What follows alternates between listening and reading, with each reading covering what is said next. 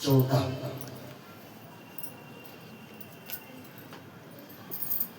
बोले प्रभु इन 14 स्थानों पर आप अवश्य जाइए। अब वो जो 14 स्थान है उसे ध्यान से सुनिए।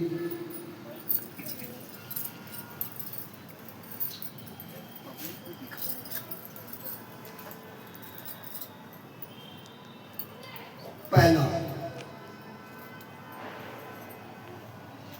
जो आप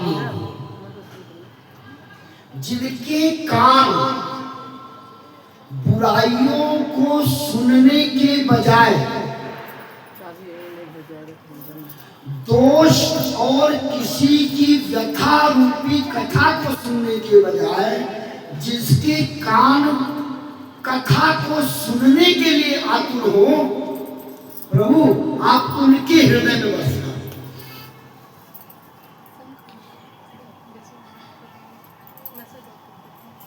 आंखें, जिनकी आंखें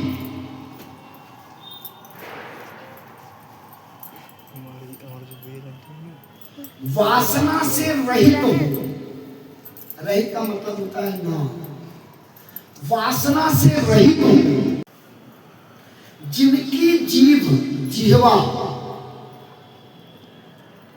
कटुता पूर्ण आचरण न करती हो, अपशब्दों न सुनने वाले शब्दों का प्रयोग न करती हो और वासना में उलझी ना हो, रसना और वासना में उलझी ना हो और अपना प्रयोग मात्र आपका नाम लेने में करती हो, आप उसके हृदय में वास करो।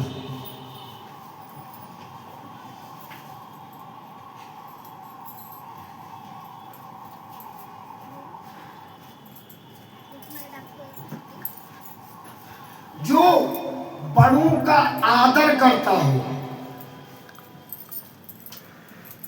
जो अपने मान का ध्यान रखने के साथ ही अपने बड़ों का मान सर्वोपरि रखता हो, भाई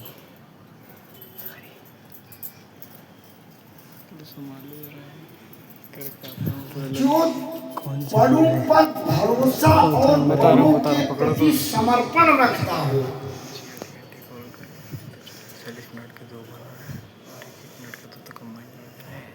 आप उसके हृदय में वास करें। अरे भाई आने का नाम मत लेना। आगे प्रश्न में है पुत्र 4 प्रकार के होते फोन हैं। हाथ में चलने का नाम मत लेना। पहला जो माँ बाप भाई की, मैंने थोड़ा जो माँ बाप के नजरों के हिसाब से आचरण करता हो, जुबान नहीं, नजरों के हिसाब से,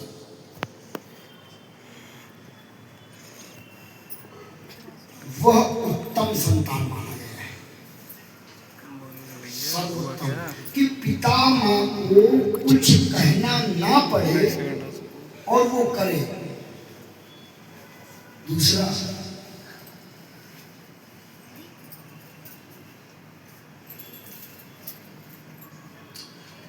पिता ने बोला कि बेटा जाओ और मंडी से सब्जी ले आओ, जबकि उसको पहले से पता है कि सब्जी नहीं है। ऐसे संतान को जानते हैं क्या बोला है शास्त्र में? अधम। आप बोलोगे कि वो तो हमारी बात मान रहा है। भाई तू उस घर में रह रहा है, लाइबिलिटीज को लेना तुझे स्वीकारना होगा। तुझे पता है सब्जी नहीं है, लेकिन तू इंतजार कर रहा है कि मम्मी या पापा बोले तो मैं जाऊं। मम्मी या पापा बोले तो मैं जाऊं। ऐसे पुत्र को अधम बोला है शास्त्र। तीसरा पुत्र, आज के पिता भी तो कहते हैं हमने कहा नहीं था, तो लेके कैसे आए, हम तो खुद ले आते।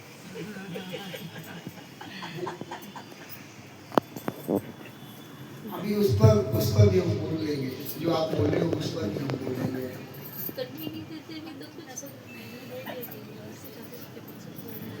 उसका कारण क्या है कि आपका बेटा 16 साल का होने के बाद में भी अपने आचरण से अपने पिता को संतुष्ट नहीं कर पाया कि मैं सही करता हूँ, इसलिए पिता उस पर विश्वास नहीं कर पाएगा।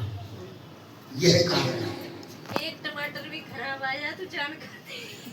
यह कारण है कि जो 16 वर्ष का बच्चा हो गया वो अपने आप को, लोगों को क्या संतुष्ट करेगा, अपने जनक को नहीं संतुष्ट कर पाया कि मैं सही और गलत का निर्णय करने में सक्षम हूँ, क्यों विश्वास करेगा पिता? अब आपको समझते हैं ना, उसको काम करनी है तो प्याज पीट से चल लिया आपने।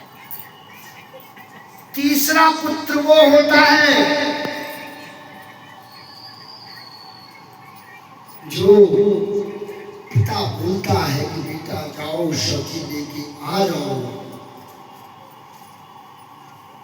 पापा रुको अभी मैं चला जाऊंगा, और मोबाइल या दोस्तों में व्यस्त रहता है, लाया नहीं, अरे पापा क्या आप पीछे पड़े, मैं चला जाऊंगा, नहीं करता। बार बार पिता द्वारा बोलने के बाद में भी कोई ना कोई बहाना करता रहता है, और जब वो अपने आप को मजबूर पाता है तब करता है। ऐसे पुत्र को शास्त्र नीच बोला है, शास्त्र में। और चौथे पुत्र के विषय में जो न सुनता है न करता है और ना करने की इच्छा रखता है, साथ में जब आप उसके प्रश्नों और जवाबों का स्वरूप बदलता रहता है, शास्त्र बोलता है कि ये पैदा ही करेगा।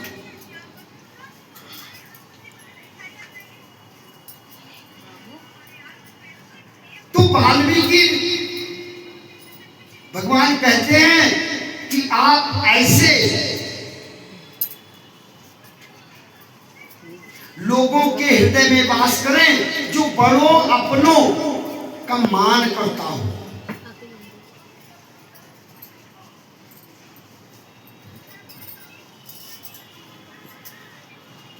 और जो परिवार के धार्मिक कृत्य और पूजन तर्पण आदि में सतत लगा रहता है, रोज नहीं। परिवार के जो पूजनीय कार्य है, पैतृक कार्य है, उसमें अपनी भूमिका का स्वनिर्धारण कर अपना 100% देता है, ऐसे संतान के भी हृदय में वास करो।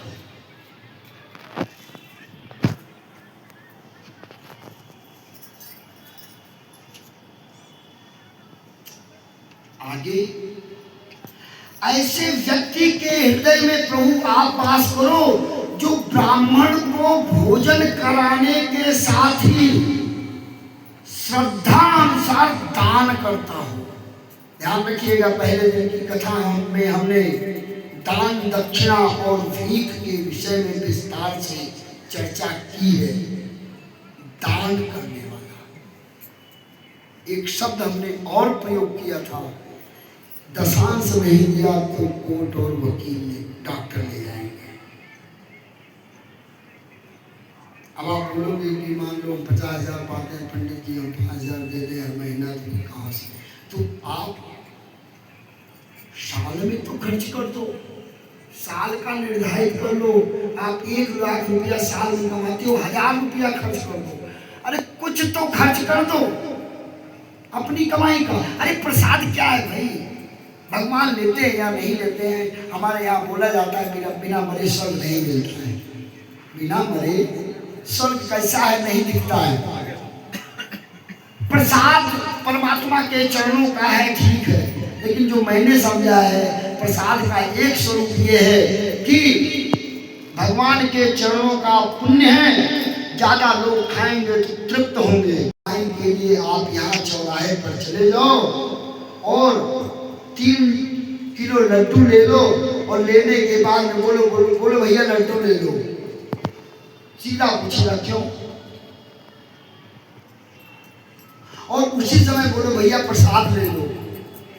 वो चाहे ना चाहते हुए भी ले लेगा और आपकी कमाई का, सबका हाथ हो जाता है।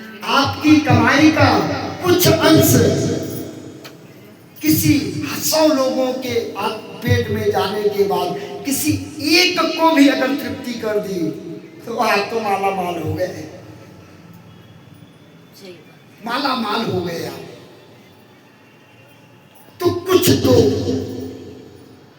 शास्त्र बोलता है जो अपनी कमाई के अंश को बाहर नहीं निकालता,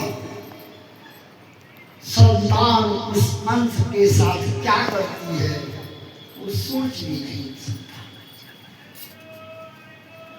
वो नहीं सोच सकता। पूत कपूत तो का धन संचय और पूत सपूत तो का धन संचय। हमें नहीं लगता कम से कम 40 से 60% संतानें आज की डेट में ये हैं वो अपने पिता के बनाए मकान में नहीं रहती। जिसके लिए पिता अपनी पूरी कमाई लगा लेता है, लेकिन अगर संतान लायक हुई तो दूसरा मकान बना लेगी और नालायक हुई उसे बेच लेगी। क्यों करना? हाँ, पिता की जो भूमिका है उसके साथ ईमानदारी बरतो, उसकी आवश्यकता में अपने अभाव की चद्दर मत ओढ़ो, खास तौर से जो उसकी निहायत जरूरी चीजें हो तब अभाव की चद्दर मत ओढ़ो। लेकिन इसका मतलब ये भी नहीं है कि 2 रुपये बेटे की जरूरत है और 10 रुपया आप दे रहे हो, मत दो, क्योंकि आवश्यकता से अधिक बिगाड़ेगा ही, निश्चित तौर पर बिगाड़ेगा। तो यहाँ वाल्मीकि ऋषि बोलते हैं, हे प्रभु, जो ब्राह्मण को भोग देने के साथ ही दान देता हो उसके हृदय में वास करे।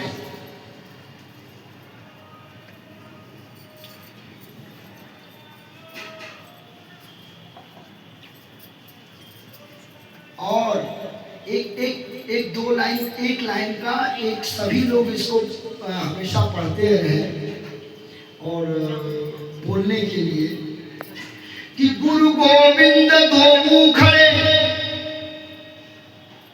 काके लागों पाए और बलिहारी गुरु आप ही दियो बताए। कि गुरु और गोविंद दोनों खड़े हैं तो प्रणाम किसको करें, इसके विषय में संभवतः दूसरे या प्रथम दिन हम आपको बता चुके हैं भगवान कालभूषुंडी की कथा।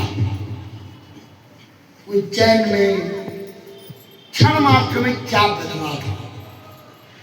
तो वाल्मीकि ऋषि बोलते हैं, हे प्रभु, जो व्यक्ति आपसे पहले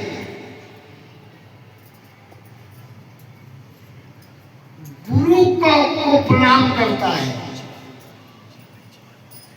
और सरल किया, बोले प्रभु, गुरु ही होता है जो आप तक पहुंचाने का पतला धागा बनता है, माध्यम बनता है। अगर गुरु ना हो तो आप तक पहुंचने का रास्ता ही नहीं मिलता।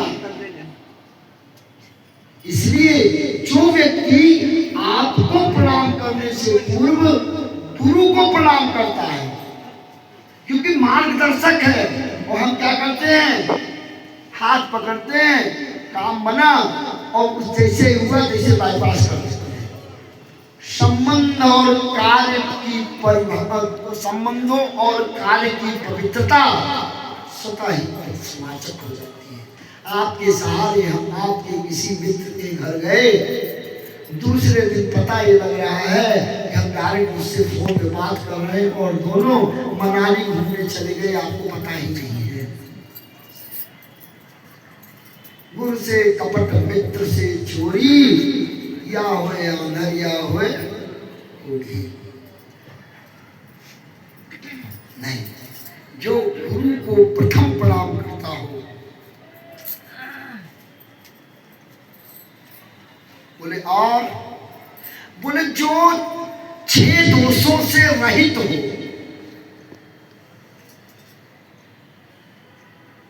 जिसके अंदर 6 दोष ना हो। कौन कौन से हैं मैं बता चुका हूं। काम, क्रोध, मोह, मद,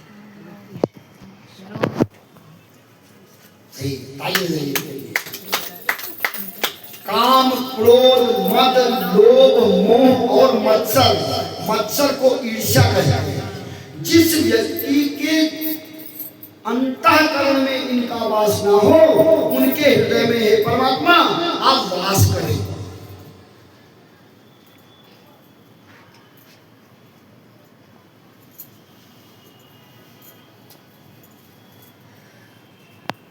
और इसके जो व्यक्ति, तुलसीदास जी सुंदरकांड में लिखते हैं कि सो पर नारी लीलार गोसाई और तजहू चौथ के चंद्र की नाई। चौथ के चंद्रमा को देखोगे तो दृष्टि दोष हो जाएगी, इसलिए हम चौथ के चंद्रमा को नहीं देखते। तुलसीदास जी कहते हैं कि जिस तरह हमें चौथ की चंद्रमा नहीं देखनी चाहिए, उसी तरीके से पर नारी को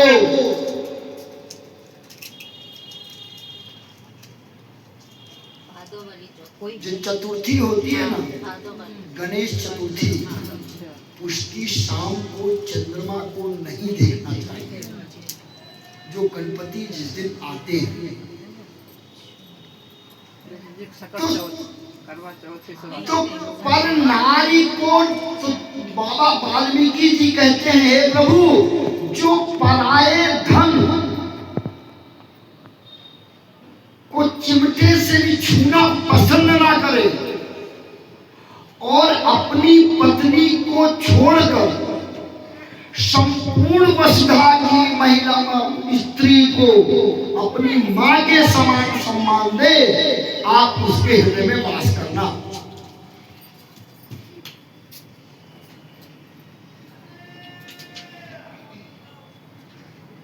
हमने एक ब्राह्मण देवता की शायद कथा सुनाई, दृष्टांत सुनाया था, नहीं याद है तो मैं सुना देता। दृष्टांत है क्या? एक बागीचा था और वो बागीचा अत्यंत सुंदर था, अत्यंत सुंदर था और फुलवारी लगी हुई थी, महकता था। दूर 1 किलोमीटर दूर चलने वाले को भी नाक में उसकी महक पहुंच जाती थी। ब्राह्मण देवता की वो बगीचा था। एक दिन वहां घूमते घूमते गाय आई और ब्राह्मण देवता ने उसको हटाने के लिए डंडे से उसकी पीठ पर मारा और गाय गिरी और मर गई। ब्राह्मण देवता को गौ हत्या का पाप लग गया।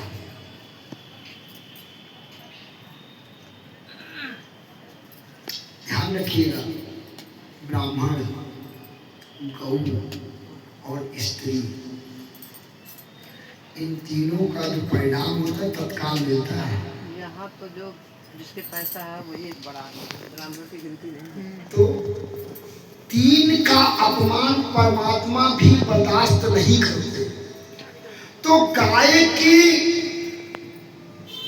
दुर्भाग्यवश मृत्यु के कारण यमराज आए, बोले पंडित जी आपने गाय को मारा है। ध्यान से सुनिएगा, ये हमारी आपकी बात है, पंडित जी की नहीं है, मेरी भी और आपकी भी। हम यहाँ बैठे हुए हैं, एक मर्यादा है, लेकिन है मनुष्य आपके पैदे किए हुए हैं, तो स्वभाव में थोड़ा बहुत होगा, हाँ हमारे में थोड़ा कम होगा, हो सकता है आप नहीं, सब में बराबर ही है। ये हमारी आपकी कथा है, ध्यान से सुनिए। तो ब्राह्मण देवता बोलते हैं कि हे यमराज मेरा दोष नहीं है। क्या बात कर रहे हैं? सीसीटीवी फुटेज में ये दिख रहा है कि आपने डंडा मारा, गाय गिरी और मर गई। बोले सुनो तो, बोले ये क्या डंडा किसने मारा? बोले आपके हाथ में। अच्छा, शास्त्र हाथ किसका प्रतीक माना गया है शास्त्र में? बोले पंडित आप हुआ, बताओ।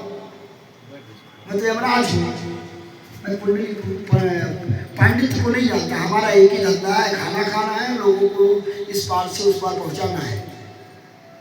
ना काहू से दोस्ती, ना काहू से बैर, कबीरा खड़ा बाजार में मांगे सबकी खैर। हम तो जो हमें रजिस्टर दिया जाता है उसकी टांग पकड़ते लेके चले जाते हैं। आप ही बोलो।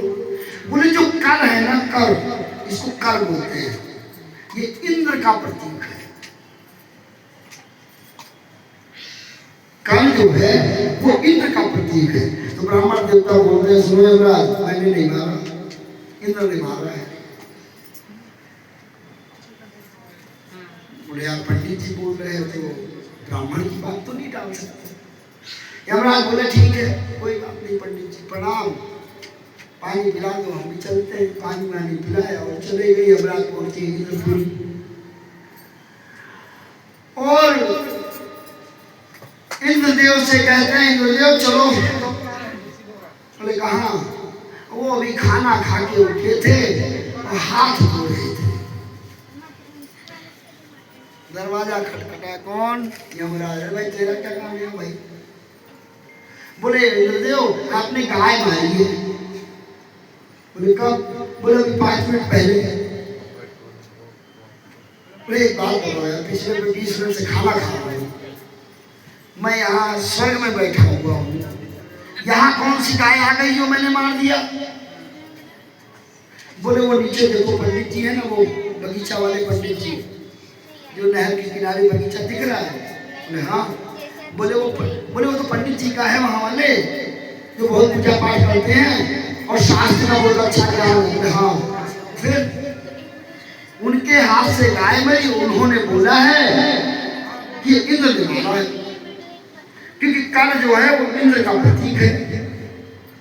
तो इंद्रदेव बोलते हैं सत्य है, मनुष्य का जो हाथ होता है वो कर्म का प्रतीक होता है, मेरा ही प्रतीक है। आप एक काम करो, इंद्राणी को बुलाया, बोले हे देवी इनको ये भूखे हैं, 3 दिन से दौड़ रहे हैं, इनको खाना वाना खिलाओ, फिर हम आते हैं। इंद्रदेव ब्राह्मण का रूप लेकर के ब्राह्मण देवता के पास में आते हैं और बोलते हैं पंडित जी बगीचा बड़ा गजब बनाया, ऐसा बगीचा पिछले 70 साल में हमने इस क्षेत्र में एक भी नहीं देखा। तो पंडित जी बोलते हैं, पंडित जी रात दिन हम बिना खाना खाए बहुत मेहनत की है और बहुत मेहनत कर करके हमने बनाया है, तब ये बगीचा ऐसा तैयार हुआ है। तो पंडित जी इंद्र के रूप में आए, बोले पंडित जी निर्णय कर लो, अगर आपने बगीचा बनाया तो गाय भी आपने मारी,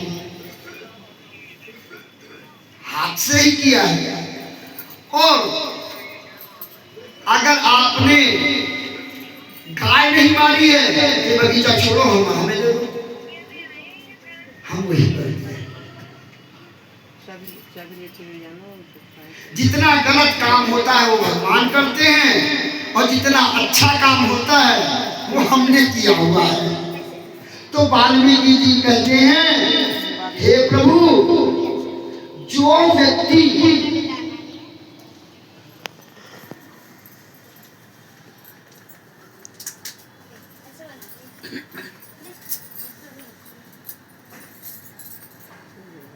पर दोष को भी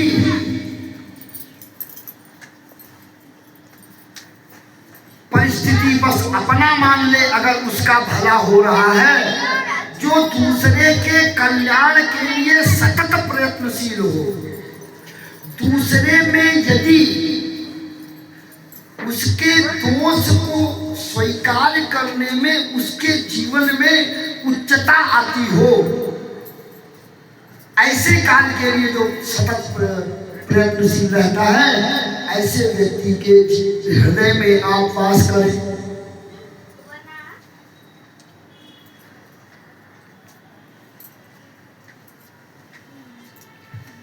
और हम लोग गाते हैं आरती नारायण की, तेरा तुझको अर्पित क्या लागे मेरा, तेरा तुझको अर्पित क्या लागे मेरा। लड्डू रखने के बाद में 1 मिनट भी नहीं बीतता, लेकर के गाता।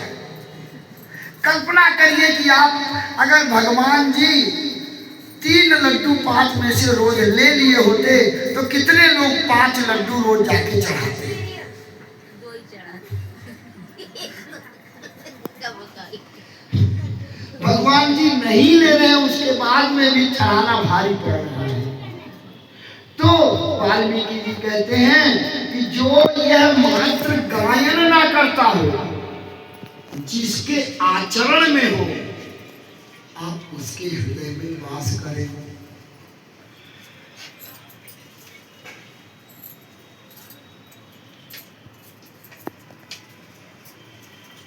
और जो व्यक्ति अंतिम 14वां स्थान जो अत्यंत महत्वपूर्ण है, एक बात बताओ कि आपका ज्ञान हम हजम नहीं हो रहा, सबको जमाई आ रही है, तालियां बजवा दो। श्रीमन नारायण नारायण श्रीमन ताली बजा श्रीमन नारायण नारायण नारायण श्रीमन नारायण नारायण श्रीमन नारायण नारायण नारायण श्रीमन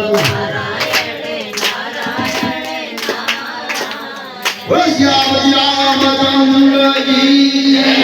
पूरे हाथ उठाया करो, आलस खत्म हो जाता है। आपको आ रही सबको आ रही है लगभग। एक को जो व्यक्ति परमात्मा के समीप पहुंच करके मात्र याचना करता हो,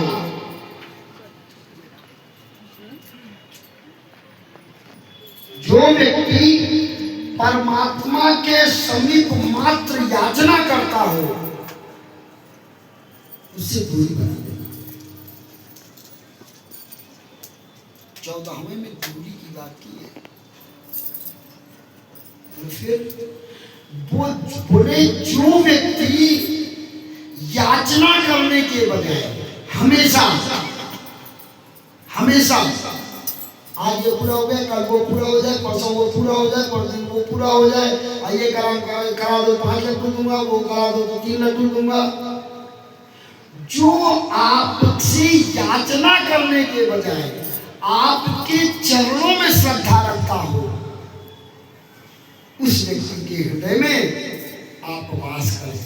अब हमें आप सबको अपने में आकलन करना है कि इन 14 में से कौन हमारे अंदर है, अथवा किसको हम अपने अंदर में जागृत कर सकते हैं, इसका प्रयास करें। तो इस कथा का पुण्य फल मिलने के साथ ही परमात्मा हमारे प्रभु श्री राम, माँ जानकी और लक्ष्मण भैया के साथ हनुमान जी के हृदय की तरह हमारे हृदय में सर्वदा वास करे। बोलो सियावती रामचंद्र की जय, बजरंगी की जय, प्रयागराज धाम की जय, चित्रकूट धाम की जय। और इसके बाद वाल्मीकि ऋषि जी बोलते हैं कि प्रभु आप चित्रकूट में वास करें। इधर प्रभु चित्रकूट में पहुंचते हैं और उधर अवधपुरी में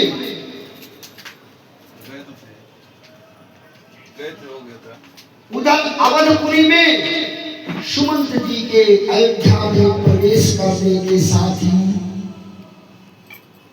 चक्रवर्ती सम्राट विचलित हो जाते हैं, क्योंकि सुमंत जी उनके सेनापति प्रधानमंत्री ही नहीं थे, उनके मित्र भी थे।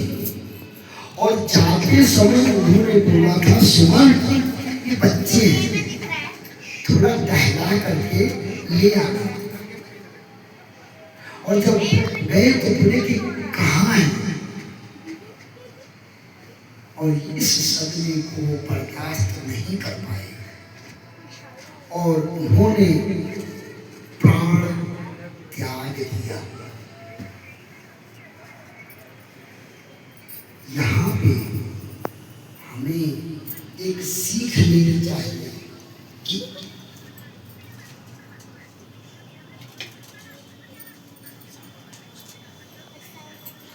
अपनी संतान को आप इतना कसके ना पकड़े, उसकी बाजुओं में दाग पड़ जाए और पैर उसके चलना भूल जाए। मत करिए इतना प्रेम, अन्यथा आप उस लोमड़ी की तरह रहेंगे कि प्रयास करेंगे कि पूरे जीवन उस खोल में, पेट की खोल में बैठा के घूमेंगे और आपका बच्चा जब बाहर निकलेगा कोई भेड़िया, हिरन, शेर, शेरनी आज उसको खा जाएगा। मत करिए। अति आसक्तता सर्वदा विनाश की बुनियाद बनती है। आसक्तता अनिवार्य है। आसक्तता घी आपको बहुत अच्छा लगता है, अभी बोल दूं 1 लीटर घी पी लो तो हर 10 मिनट में आप बड़े घर में नजर आओगे। आसक्तता ठीक है, हमारी संतान है, लेकिन ध्यान रखें कि वो आपकी आसक्तता कहीं उसके लिए बंधन तो नहीं बन रही है, और आपकी आसक्तता कहीं आपके स्वभाव, मन और चित्त पर हावी तो नहीं हो रही है। बोले व्यास जी, इसका परिणाम क्या होगा? इसका परिणाम ये होगा, प्रथम आपका आपके पुत्र के प्रति, पुत्र का आपके प्रति अविश्वास का जन्म होगा। प्रथम अति आसक्तता की बात कर। दूसरा,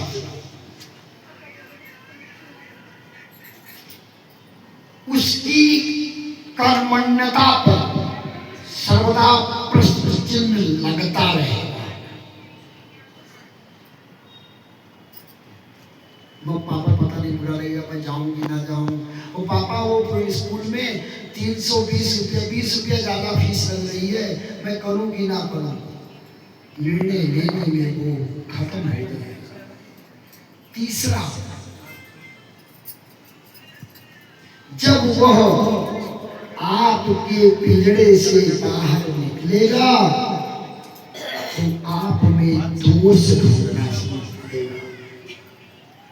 जब उन्मुक्त उड़ान करेगा तो बोले तो आप में दोष ढूंढना शुरू करेगा। चौथा और अंतिम कारण, जिस संतान को आप अपने बुढ़ापे की लाठी बनाने के लिए तत्पर हैं, वह कथा सुनने आई है, वह आपके चौथे पद में लाठी बनने के बजाय आपके चौथे मन को पूरा करने का प्रमुख कारण बन जाएगा।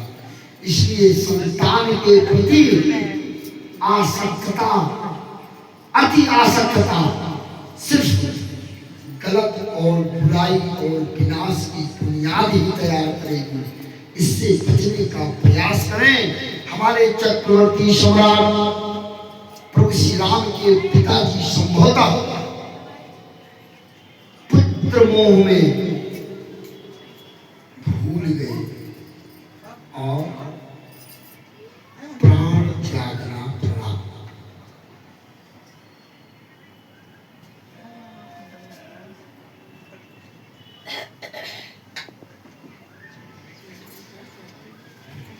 राजा दशरथ जी ने प्राण त्यागा।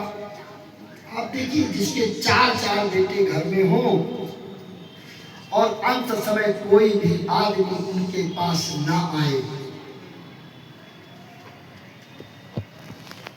उस पिता के लिए कितना दुखद क्षण है। भरतलाल और लखनलाल ननिहाल में होते हैं। संदेशा जाता है और संदेश वाहक कहता है कि वशिष्ठ जी ने आपको तत्काल बुलाया है, आप आ जाएं। उनके हाथ से भरत जी की थाली छूटती है और वो आते हैं। कल हमने बताया था, परसों, हाँ, कल की कथा में हमने बताया था अयोध्या के 5 महातीर्थ,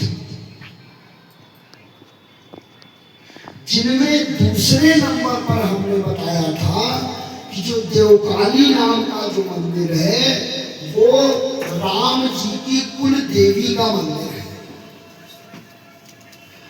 और जो भरत कुंड है नंदीग्राम, वो राम जी के कुल देवता का मंदिर है, कुल देवों का मंदिर है भरत कुंड नंदीग्राम। भरत जी जब वहां से आते हैं तो ये वहां की परंपरा रही है अयोध्या की कि पहले आओ और अपने पुत्रों को प्रणाम करके अयोध्या में घुसो। अयोध्या में घुसो। भरत जी आते हैं और अपने मानदाता दिलीप आज सब पूर्वजों की आरती करते हैं। अंत वाली जो मूर्ति थी वो महाराज चक्रवर्ती सम्राट महाराजा दशरथ की थी,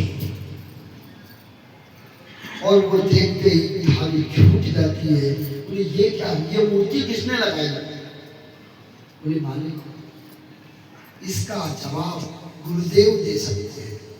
हुआ क्या है अयोध्या में? बोले मालिक गुरुदेव दे सकते। फिर तुम यहाँ क्यों खड़े हो? हट जाओ यहाँ से। जब कोई जवाब नहीं दे सकते, बोले हमें रोक दिया गया है, और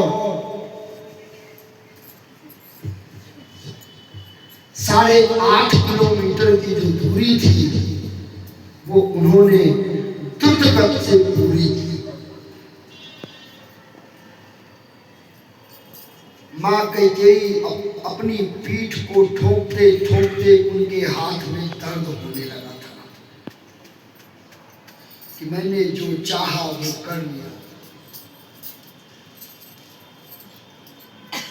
और कई बार हम लोग भी घर में अगर पति के या पुत्र के मन के अनुरूप कोई भोग लगाए हो, बनाए हो या कुछ लेके आए हो, तो बार बार हमारी निगाह दरवाजे पर ही रहती है कि वो आएगा तो मैं उसको दे दूंगी, वो बहुत प्रसन्न होगा।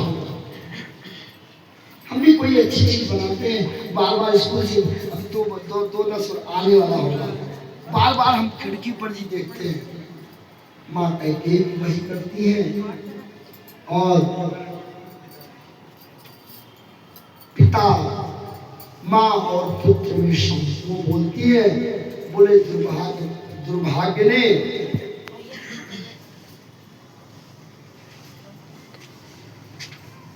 तुम्हारे पिता को छीन लिया, नहीं तो मैंने जो किया था वो सर्वोत्तम था।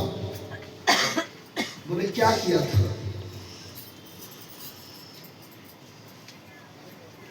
बोले हमने तुम्हारे लिए राज मांगा था। बोले ठीक किया, कोई बात नहीं, राज मांगा। भैया कहाँ है? बोले वो बन गए।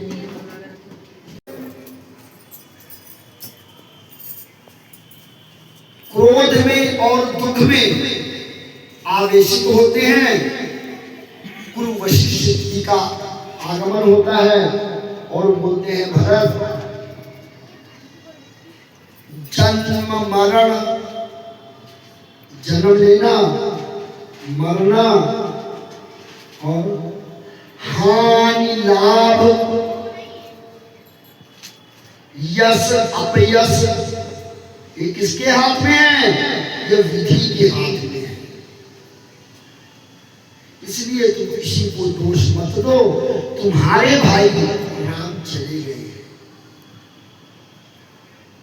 अब घर में तुम बड़े हो तो तुम्हारी जिम्मेदारी पहले वो पूरी करो।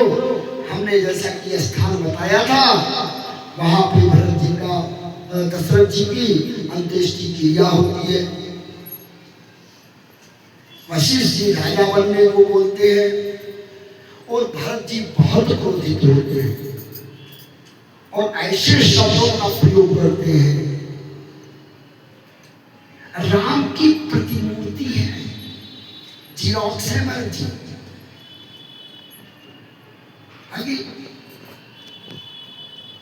अभी आगे के प्रसंग में ही है कि जब ये पूरा कार्य पूरा हो जाता है तो भरत जी अत्यंत क्रोधित होते हैं। बोले एक राजा ने आपके सामने निर्णय लिया, मंत्री परिषद के सामने, कि भैया को राजा बनाया जाएगा। एक महिला के प्रेम और कथन में उसने अपनी बात टाल दी, तोड़ दी। क्या मंत्री परिषद का ये दायित्व तो नहीं होता था? मंत्री परिषद बनाया क्यों जाता है? कि राजा के हाँ में हाँ मिलाने के लिए। तो जरूरत क्या है? अगर राजा के हाँ में हाँ ही मिलाना है तो जरूरत क्या है? तुलसीदास जी आगे लिखते हैं ना कि सचिव वैद्य गुरु तीन ही है,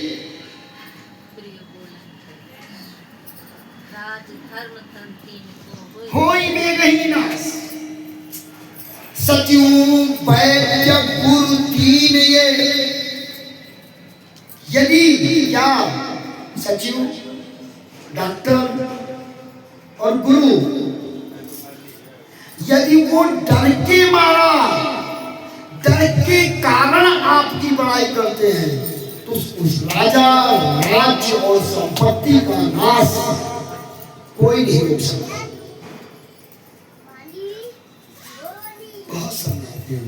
अंततः राजा बनने के बजाय सबसे वो प्रार्थना करते हैं कि सभी लोग चलो, चित्रकूट चलते हैं और यहाँ से राजा योग्य जो राज तिलक की सामग्री है वो सारा लेके जाते हैं, लेके चलो। और भरत जी बोलते हैं कि मेरे भैया नंगे पैर गए हैं, मेरे भैया नंगे पैर गए हैं, इसलिए मैं पद यात्रा करूंगा। ध्यान रखिएगा, भरत जी ने कसम खा लिया था, मैं मां नहीं बोलूंगा तुमको। और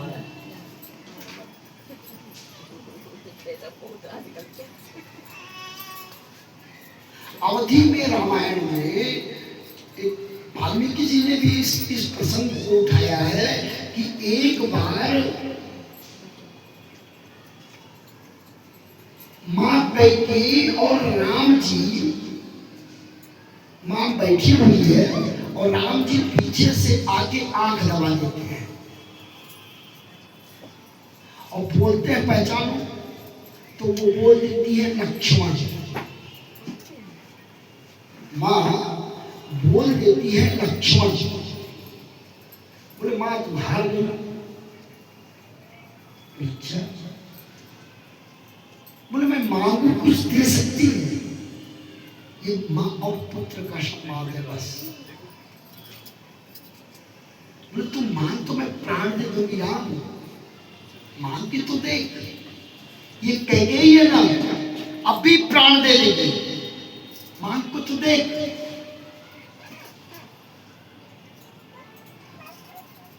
बोले माँ क्या मुझे लगता है कि राम इतना सस्ता सौदा करेगा?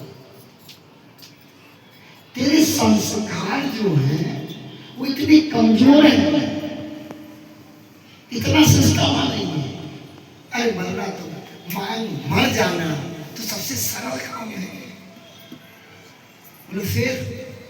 बोले माँ मैं वो मांगने वाला हूं ना जो तू जिंदा तो रहेगी लेकिन लाश बन के रहना पड़ेगा, लाश बन के रहना पड़ेगा। अरे माँ ये तेरा भारत है ना, तेरे से घृणा करेगा। माँ बोलना बंद कर देगा और तू, अरे माँ मैं तुझे जीवन पर्यंत माँ ही मानूंगा और माँ नाम से ही संबोधित करूंगा। ये माँ होती है, अपनी पूरी जिंदगी माँ दे दी बेटे को। बोले तू माँ कहेगा ना? बोले हाँ बोल।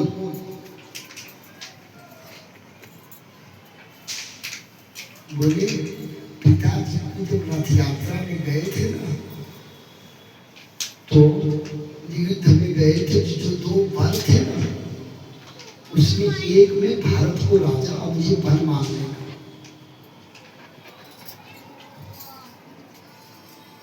हम आप बोल सकते हैं कि एक बार आपने बोला कि सरस्वती माँ ने प्रेरणा दिया, दूसरी बार आप ये बोल रहे हैं कि राम जी ने ही मांगा था। इसके और कोई उदाहरण तो चित्रकूट में देखने को मिलता है। हाँ, चित्रकूट में जब तीनों माताएं आती हैं तो राम जी माँ कौशल्या को प्रणाम नहीं करते, पहले माँ कैकेयी को करते। जब भरत जी खड़ाऊ लेकर के अयोध्या की तरफ आते हैं और जैसे ही खड़ाऊ लेके मुड़ते हैं, महाराज हाँ भैया होता नहीं, शायद बोलते खड़ाऊ ले जा, मैं भी चल रहा हूं। तू अपने भैया को कुछ दे सकता है? तो वही बेटी माँ की तरह बेटा दिया। भाई जिस पेड़ का जो जैसा पेड़ होता है फल भी वैसे ही आता है। बोले भैया मैं प्राण दे दूंगा, मांगो तो। हम ये बोले दोनों ऐसे ही कर रहे हो। बोले भरत माँ कैकेयी को माँ नाम से संबोधित कर और मेरे सामने प्रणाम कर। और भरत जी से माँ कैकेयी को प्रणाम करवाया था क्योंकि कृति उनकी थी। नहीं एक बात बताओ, आपके कारण मैं जंगल चला गया हूँ, चलो मैं बड़ा बनने के लिए कर दूंगा, लेकिन दूसरों से भी आपका मान बढ़वाऊंगा। व्यवहार देखकर मुमकिन है? ऐसा नहीं है। और राम और भरत का प्रेम देखिए आप।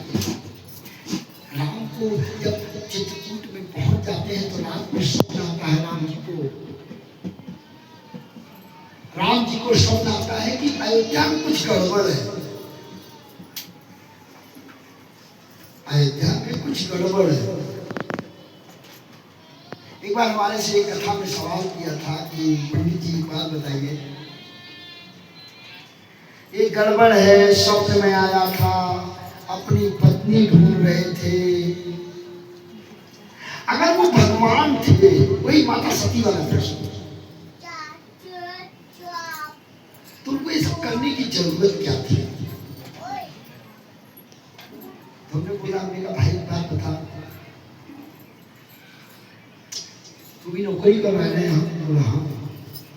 हमने कहा मैं अभी तुझे बुलाऊं कि सोनू के पापा सुनो ना, तुझे अच्छा लगेगा। मैं क्या सर आप बात कर रहे हो, ऑफिस में बैठा हूँ तो ऑफिस का ही काम करूँगा ना मैं। हमने घर जाने के बाद बोले मेरा एक नियम है, मैं जब घर जाता हूँ तो ऑफिस का कार्य ऑफिस तक करता हूँ और घर का कार्य घर तक करता हूँ। हमने कहा भाई जब तू अपने पिता माँ का बेटा होने के बाद में अपनी अर्धांगिनी के साथ पति के रूप में रहता है और पूरी ईमानदारी बरतता है, जब तू अपने ऑफिस में करोड़ों का लेन देन करता है, पूरी ईमानदारी से करता है, 8 घंटे का रोल, मेरा बाप तो आया हुआ है रोल करने के, तो वो ईमानदारी क्यों ना बरते, वो ईमानदारी क्यों ना बरते? पुरुषोत्तम है,